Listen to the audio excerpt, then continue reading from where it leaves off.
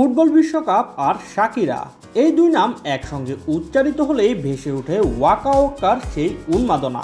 2010 দক্ষিণ আফ্রিকা বিশ্বকাপে যে গানটা গোটা বিশ্বকে নাচিয়েছিল, দীর্ঘ 16 বছর পর আবারও বিশ্বকাপের মঞ্চে ফিরছেন কলম্বিয়ান এই পপ তারকা। 2026 সালের অফিসিয়াল থিম সং নিয়ে নতুন করে আলোচনার কেন্দ্রবিন্দুতে এখন শাকিরা।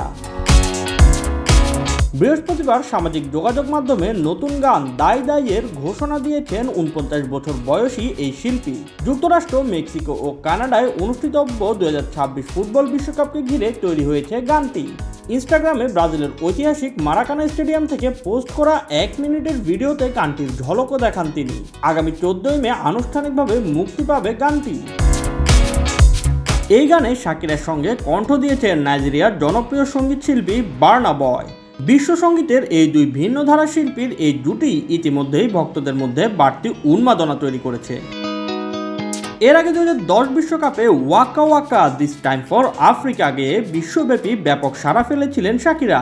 বিশ্বকাপের ইতিহাসে সবচেয়ে জনপ্রিয় থিম সংগুলোর একটি হিসেবে আজও বিবেচিত হয় গানটি।